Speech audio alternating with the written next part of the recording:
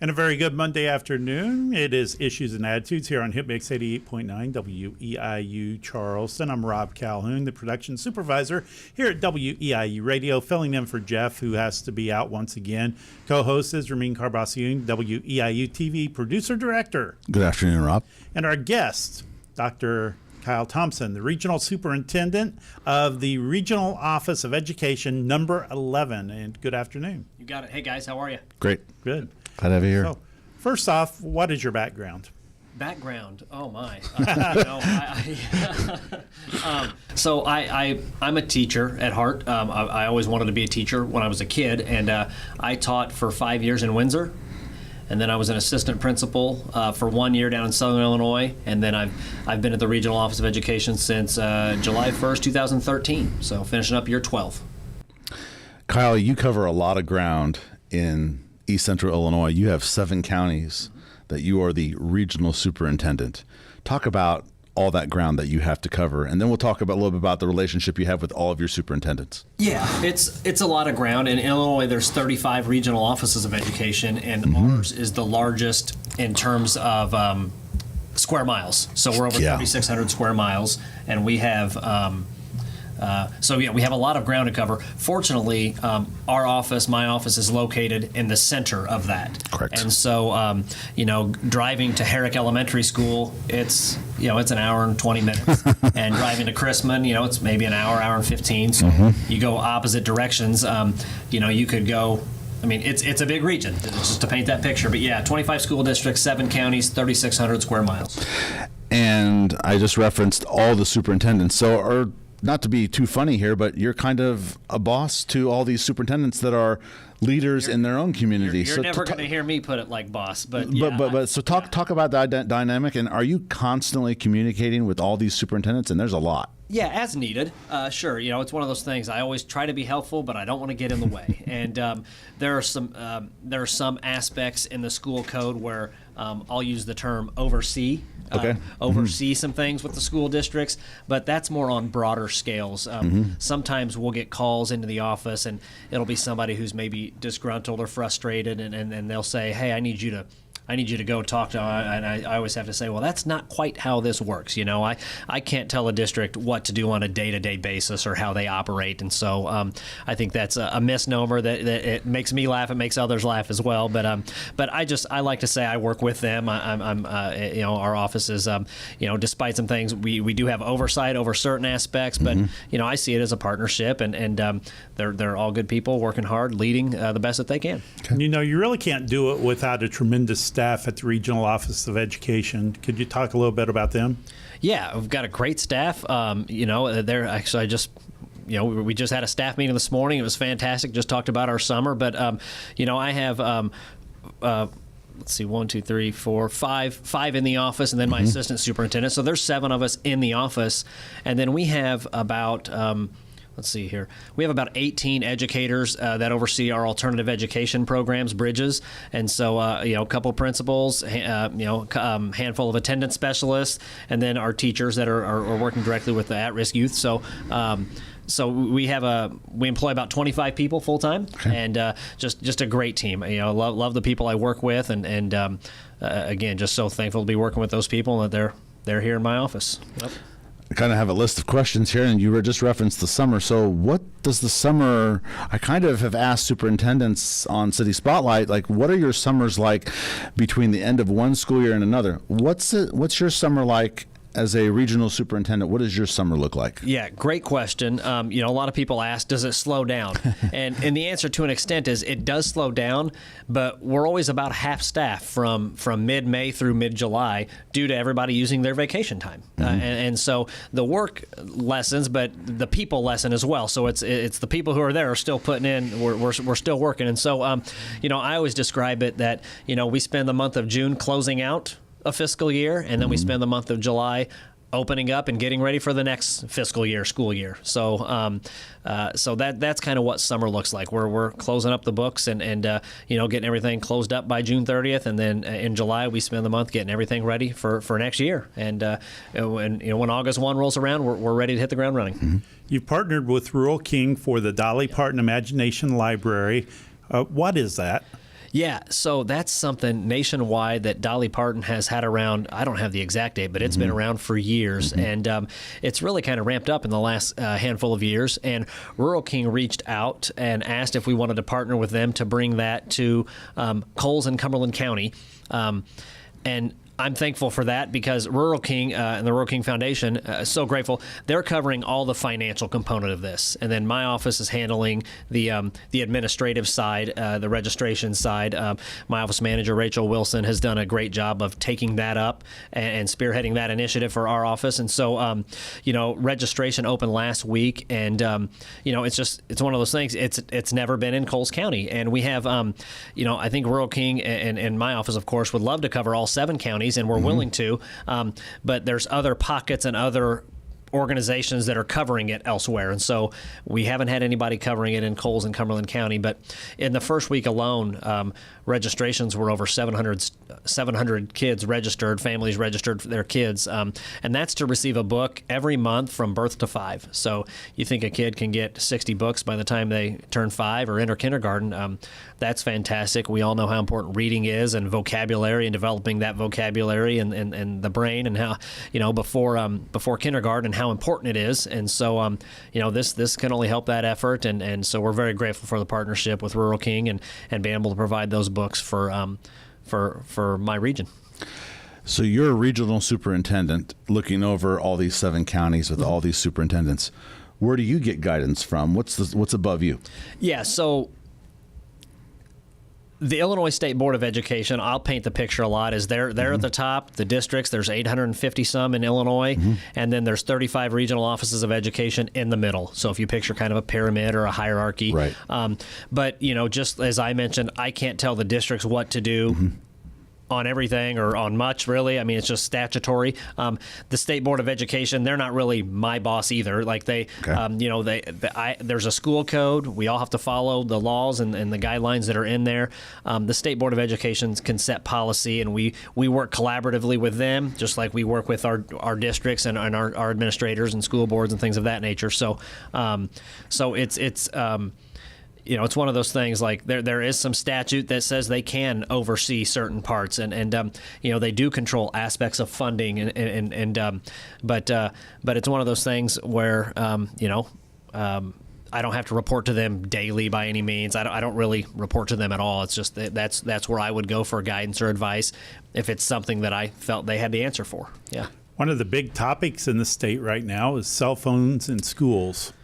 Yeah, I can talk forever about that. Big topic in the state, big topic across the country. That's a topic that I've kind of grown passionate about over the last 18 months or so. Did some research, read some books. I brought a copy here because if Jeff was here, I know he would have asked about it. So I wanted to be able to support what I'm saying. But yeah, I think you're seeing a lot of states ban cell phones, and you're seeing a lot of states ban them to a certain degree, and it's really an issue right now that it's not a red state, blue state issue. It's not a right, left, Republican, Democrat issue.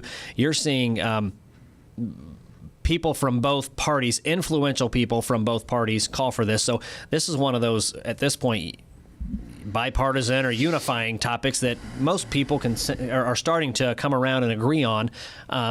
But there's legislation proposed in Illinois that all school districts will have to have a policy to address cell phone usage. And here's the thing: most already do. This isn't, we've had acceptable use policies, and districts generally, by and large, have policies for cell phones. Something I'm passionate about is removing access to cell phones from kids throughout the school day, and I talk about several reasons for that.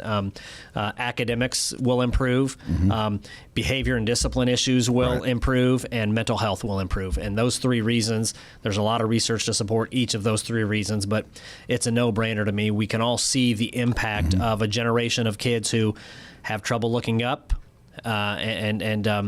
they're addicted to their cell phones, and we see that in schools, and schools often have the policy where where they say phones aren't allowed, but as long as a student can access their phone, the phones are allowed regardless of what the policy says.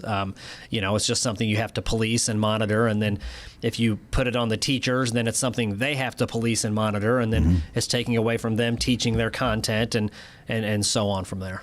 I know at Mattoon High School a few years ago, they had a school shooting, and I'm sure that there are a lot of parents out there that were thankful that they could get a hold of their students. Yeah, great point. Safety is the number one counter argument to that. And again, it's a valid point. Distraction versus safety. Yeah, is exactly. that the opposite sides there? Yeah, I get it. I have children. I would want to know if they are safe. But for me personally, I would rely on the school district to relay that to me as soon as they know. Something, I hear a lot when people are saying, well, if there's a school shooting, I want to be able to access my kid. Right. There were school shootings that existed before we had cell phones in school. So having a cell phone is not going to prevent a school shooting. No.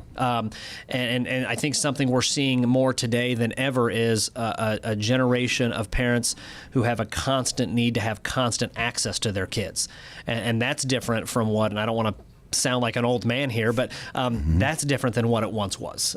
Even really when I started, which I'm midway through a career, but the need to have constant access to your kids has changed. So, and I think the response to that is, well, it's safety. I want to have it, to access them if there's a shooting. But cell phones aren't going to necessarily prevent school shooting, but they will improve mental health of students. Who, if we can take phones away from kids for 7 hours a day, that'll help all of us. And there's significant, evidence to back that up. And so, yeah. But I understand that argument. It's just, I would disagree with that. Yep.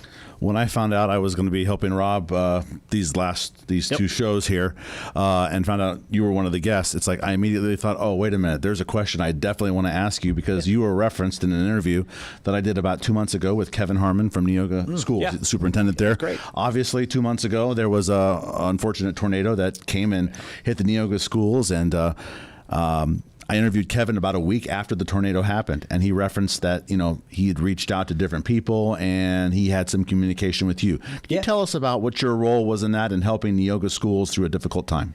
Yeah, it's one of those things that he had never encountered, I had never encountered. That hasn't happened in any other district, so I don't have. And I mentioned at the beginning of the call, it's one of those things. I want to help out, but I don't want to be in the way, and so yeah, just being down there and being ready to serve and being willing to serve. So yeah, I went down that morning, as they were surveying the damage, and walked the campus and walked through the buildings that were literally falling in as we were walking through them. And I think it's just a unique, different experience. Kevin's leadership really shined. The whole district and community, I was super just proud of afterwards, and just helping Kevin with media and corresponding, and just as big trucks were pulling up, just staying out there directing them where they needed to go, just small things, picking up tree limbs that were out of place. But also, I reached out to, I called that morning the state superintendent. I called all of our legislators, texted them. It was in communication with everybody by the end of the day. And, to have the state superintendent say, thank you for reaching out. Please keep me posted. Our legislators were all there within the next day or two to check it out, and just to see if there was anything that was going to be able to help them through that, and just keeping them apprised of what was going on. But, I would have done anything they asked. And that's really what I like people to know about me and my office, and I believe my superintendents know that. I believe that my region knows that. The educators will help with anything, anytime. We just that's what we want to be seen as helpers and servants, and so yeah, just trying to be there for Kevin. But they had a board meeting that, I think it was that Sunday evening, and I asked Kevin if he wanted me to attend. He was like, "Yeah." I was like, "Okay," and be good for me too. Maybe there's questions that I can help answer, and the community support at that meeting. We were preparing. Kevin was preparing for answers or questions to come, and how would we respond, or what will the answer be, and just to have just everything was just supportive. Like there wasn't anybody that was, and if you think about it, it's like, well, this wouldn't be a good place to just come out and just say they're doing something wrong, like they're doing something they've never done before. And Right. I just how Kevin and the board there handled that, and how they're continuing to handle it. I mean, the rebuild, it's going to be a long summer for them, and but they've just handled it superbly. And the rebuild in my eyes, is so unfortunate because at the beginning of this current school year, he walked me through all those wonderful new things they had added on, and then boom. Yeah. And this could have happened to anyone. And I asked him at the end of the interview 2 months ago, so do you have a playbook on how to handle situations like this? And his honest answer was no. No, there is no playbook on that. I mean, there's the Superintendent's Association, IASA, that you can reach out to for maybe help or things of that nature. But, Kevin had another superintendent and myself in there, and then the architect and the engineer. And so there was a room of 6 or 8 people where we were solving the problems. But, here's the thing, and if and when this happens again, somebody does have the playbook now. Yes. And that's Kevin. And so when this happens again, or if this happens again to another district anywhere, probably in Central Illinois, they're going to call Kevin. And and Kevin's going to be able to walk and talk them through the hardest moments in their careers, because this is Kevin's. That's exactly what he said to me, was like, now there is an example, a learning tool at the moment. Happened to one person, but now maybe it wakes up other superintendents, because we do live in the middle of the heartland, and tornadoes, severe weather happens. Now maybe they're thinking about, do we have a plan in place? Yeah, and schools you think are big, strong structures. They're going to be safe, and we do the tornado drills. And this just happened to be on an overnight, but it's nice to know. It's reassuring to know that if students were in those buildings, oh boy, I think they would have been okay. I think they would have responded appropriately and sheltered in where they needed to shelter. And fortunately, those buildings, as crumbled as they were, they didn't collapse or give in, or they weren't totally destroyed like a home may have been. And so, but it's crazy how that tornado, it's almost like that's about all it hit right there was that, and so, but they've handled it so well. Thank you for your insight. Yep. Talking to Dr. Kyle Thompson, the Regional Superintendent for the Regional Office of Education number 11. And Neoga was fortunate that they did have somewhere else that they could go temporarily to be able to continue with the school year. Yeah, there's we've talked about that a few times. There's not a lot of communities that have an empty school building in their community to be used as a backup. And in Neoga, that was an old elementary school building that was now the community center. Correct. And they've been doing great things down there since they closed that building. But not every community has that. And so, but Kevin and his team, and I was in there. I mean, what do we do? Do we look at the churches? Do we break the students up by grade level and send them to the churches? Do we put the middle school in one church and the high school? I mean, just going through all that, it's, and ultimately it was just the community building. That would be plan A, and it worked out for that. But if this happens in a community that doesn't have an extra elementary school, it's like, wow, where would they go, and what would they do? And so those are the conversations, and I'm sure every administrator is probably thinking about that since this happened. Like, what would happen if we lost an entire building? How would we get through the year? I'm just curious, since we're talking about facilities, and really you can't educate without a facility. You have some school districts under your leadership that are building a new school or are trying. What kind of guidance do you give superintendents? Obviously, they have to be able to get the funds. Buildings are not free, but what kind of guidance do you give superintendents like in Sullivan or Arthur that are either they are building or trying to build or improve their facilities? Yes. So that my office oversees the health, life, safety process, and we issue and assign building permits for anything over $50,000, and a new building's obviously going to meet that. But we're doing that a lot right now for just summer projects, HVAC projects, plumbing projects. If they exceed a certain threshold, we do the building permitting for that. But otherwise, just help point them in the right direction, or helping answer questions they have as needed, just trying to be responsive, whether it's contacting an architect or sometimes answering architects' questions. And just again, or if there's a question on how they're going to finance it or what they would need to do, or just more procedural in nature. But like I said, we're there if they have questions. We're there to help them find answers, and that's typically what we do. But ensuring, with just ensuring the buildings are built up to code. Like if you're building a new building now, it's different than when you had to build it in 1955 or 1935. And in my region, we've got 80 buildings, give or take, and we have several buildings. We probably have between 5 and 10 that are over 100 years old. Yes.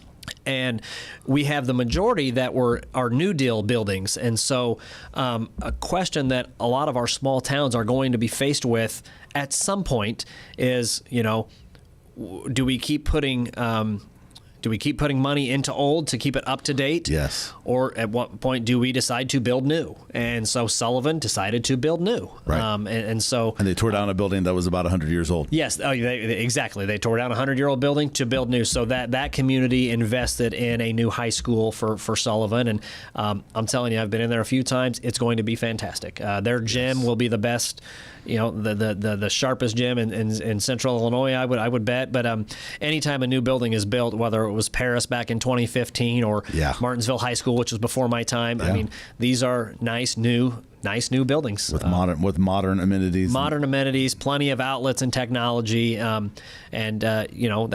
that's nice. That's nice to go to school every day in if you're a kid. Mm-hmm. So you're a former teacher. Now you have a kind of a broad type job where you help out and whatnot. What is the favorite thing about your position? You know what? Again. This time of year, it's exciting. We just finished up, late April, early May. Last week was Teacher Appreciation Week, or 2 weeks ago now was Teacher Appreciation Week. Those are fun times. My assistant superintendent, Dr. Julius, and I, we delivered Recognition of Excellence Awards to one educator from every school district. I think we delivered 31 awards, and that's fun. It's all positive. You're seeing teachers super happy, talking to them in front of their students or their teams. It's just a real positive, uplifting time. And then also that week the week before, was our annual Office Professionals Banquet, honoring our secretaries throughout the region that we have once a year. Just a positive time of year. It's our last. We had a community resource breakfast at Lakeland College, and so it's just the time of year where you're wrapping up and you're reflecting on all the good that's happened. So, as far as favorite part of my job, I love going around and presenting those awards to people at the end of every year. And we started that 5 or 6 years ago. Mm-hmm. I remember the first time we did it, we were delivering the awards to people's homes because we weren't in school, and so it threw a wrench in our plans to go present them at the school. So we went and took them to people's homes. That was a COVID time. You said 80. You have 80 or so buildings in 7, and then you add how many educators? Yeah. So there's about so many people. Yeah, there's about 2,000 educators, 80 buildings, 25 districts, and so each district can nominate someone. But It's fun, it's positive, and I like that part of the job. So a lot of favorites though. You mentioned the Bridges program earlier. What is that? You know what? Bridges is a regional safe school program, RSSP, and it's an alternative. It's an alternative school that typically serves at-risk youth. The students we serve are expulsion eligible, suspension eligible, or chronically truant, which means they're not going to school.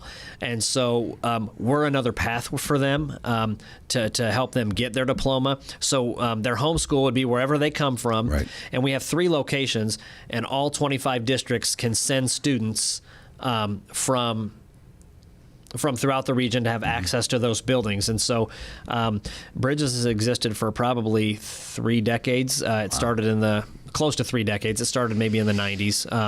And then, but we serve those students and help them earn a high school diploma, whether it's from Charleston or Mattoon or Shelbyville or Paris, where otherwise, if we didn't exist, those students may drop out or be kicked out. So it's just a way to help get them through. It's a second chance program, and we've done a lot of great things over the years in Bridges through grants. We have a work-based learning grant right now where several of our students who are interested in entering the workforce can do so and receive high school credit for doing so. We have student caseworkers there to help them with challenges they're facing outside of school, and many of our students are, as you know. And so it's a great program. We probably serve about 150 students a year across our 3 sites, and again, that's where we have a dozen teachers or so that are working with those students, and they're the greatest educators. They're working with students that are very, very challenging and they come to school with a lot of challenges that they're facing outside of school. So just real proud of what we've been doing there. Yep. Another program you have is AIM. AIM, yeah. It's the other branch of our youth services, so to speak, but that's attendance improvement matters. I would say, outside of the cell phone issue and concern, probably one of the hottest topics in education across the country right now is attendance. And the term you're probably hearing a lot and seeing a lot is absenteeism. And absenteeism is it's the combined excused and unexcused absences. So you have a lot of kids that aren't going to school for whatever reason. They don't like school. They're having a bad experience. They're not waking up. So the unexcused absences where they don't notify, and then it also combines the excused absences. And we have an attendance crisis right now in our country where, and a lot of people say, well, this is all because of COVID. We did remote learning, and this was a crisis before COVID, and I don't think a lot of people realize that the trajectory of students missing school has increased for every year for over a decade. I've been in the office for 12 years. That's an interesting point you make there. The insight of that this was, I'm a parent. Yep. And I got 4 kiddos in K through 12 in college, and I didn't realize it was a issue before COVID. It was, yeah. And a lot of people, again, don't realize that, but it was. I think COVID just shed light on it. Like, it painted the picture. Yeah. It gave everybody to say, hey, our kids aren't coming to school. And, there's all kinds of metrics. Like if you miss 5% of a school year, which would be roughly 9 days, 10%, which would be about 18 days. And you have, but again, and I don't know about you, but I know I've called my kids in to go like, hey, we're going to leave for a trip. So they're going to miss 2 days of school. Right. Like, I know I've done that. So by that theory, I would be a part of that problem, And so, because, but again, it's not just that. It's the unexcused, it's the truancy, it's parents, families, community. I mean, it's an effort. And again, we're having trouble right now getting students to school. And so I have, going back to the AIM, I have 4 attendance specialists that work across the region. And actually, I'm looking to add a 5th for next year. And they all have caseloads, and we get a little bit of grant funding from the state for that, and then we pay for the rest of it kind of locally. But those folks, it's all positive. They're relationship builders. They're trying to work with students to help them get to school, and they're working with families to help remove any barriers to students attending school. So very important that we continue that work. Dr. Kyle Thompson is Regional Superintendent for the Regional Office of Education, number 11. Made it through almost 28 minutes. Flew by. Easily. Yeah. You know what? I actually don't know. Okay, that was quick, so hopefully I didn't talk too long. A lot of great info we shared with our listeners and viewers. Yes, we'd like to thank you for joining us here today, and hope you make another return appearance to Issues and Attitudes. You bet. I'll be back when Jeff's around. Yeah, that will be good. Thanks, Rameen, for helping fill in today. Thank you. This has been another edition of Issues and Attitudes here on HitMix 88.9 WEIU.